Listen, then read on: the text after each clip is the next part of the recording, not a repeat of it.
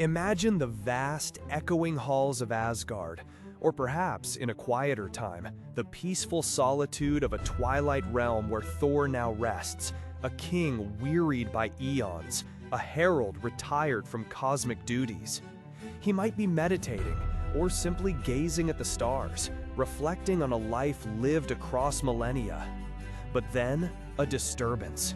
Not a thunderous crash, but a whisper carried on the cosmic winds, a tremor in the very fabric of reality that heralds something deeply, unsettlingly wrong.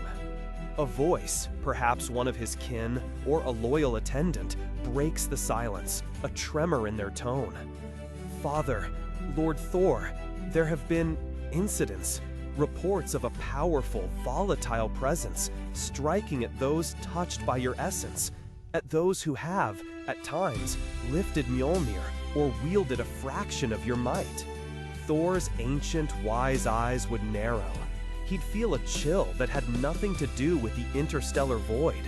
For in his heart, a name, long dormant, long dismissed as a forgotten echo of his past, began to stir with an unbearable dread. Donald Blake. This is the unsettling premise we're exploring today. A twist so dark, so profound, it redefines the very origins of the God of Thunder, turning a foundational story of humility into a tragedy of imprisonment and unyielding vengeance. We're talking about the nightmare of Blake unleashed. For decades, we knew the story. Odin, in his wisdom, exiled his arrogant son Thor to Earth, stripping him of his powers and transforming him into a mortal man, the kindly, unassuming Dr. Donald Blake.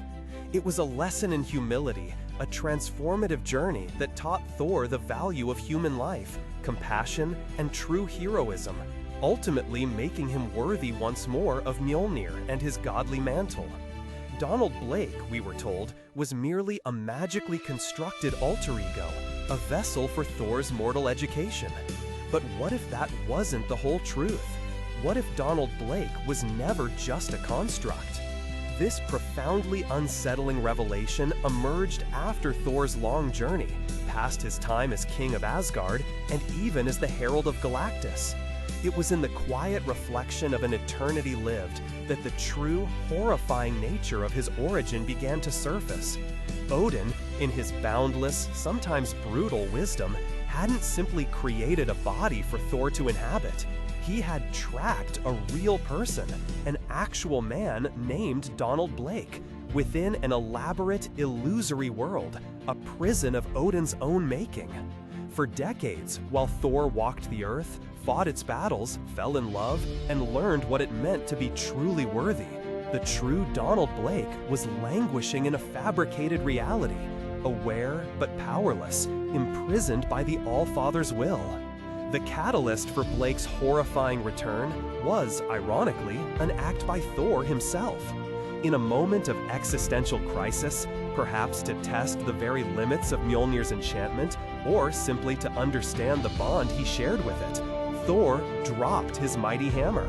And in that very instant, the enchantment that held Donald Blake captive, the magical tether that linked him to Thor's mortal form, was severed. The illusory world shattered, and Donald Blake, the real man, was free. But decades of solitary confinement within a dream, of conscious awareness without control, of being a prisoner in his own mind while another being lived his life, had driven Blake irrevocably mad. The gentle doctor was gone. What emerged was a being consumed by a raw, searing hatred for Odin, for Thor, and for everything that represented the power that had stolen his life. He was no longer the humble Donald Blake. He was a vengeful specter, driven by an insatiable desire for retribution. His targets, not just Thor, but anyone who had ever carried even a fraction of Thor's power. Those who had lifted Mjolnir in Thor's stead, those who had been imbued with Asgardian might, even those who simply represented Thor's legacy. Blake's return was marked by a brutal, indiscriminate killing spree, a terrifying rampage where his victims were not just defeated, but often brutally, definitively ended. He moved with a chilling intelligence, wielding powers twisted by his madness, becoming a monstrous mirror of the very god who had inadvertently released him. This dark twist, this horrifying reframing, shattered Thor's understanding of his own past. His origin, once a proud tale of humility and transformation, was now tinged with an unbearable tragedy, a profound guilt. He hadn't just become a mortal man, he had, unknowingly, usurped one. He had built his heroism on the foundation of another man's suffering. The confrontation with Donald Blake was inevitable, and it was perhaps one of the most emotionally devastating battles Thor ever faced. It wasn't merely a villain he fought, it was a ghost from his past, a victim of Odin's manipulation, a monstrous reflection of the very man he once was. How do you defeat a foe who is so intrinsically linked to your own identity? How do you condemn a man whose madness is a direct consequence of your very existence? Thor was forced to grapple with the monstrous version of the man he used to be, a version born of his own unwitting complicity in Odin's grand deception. This narrative thread profoundly altered Thor's character. His humility was no longer just a lesson learned.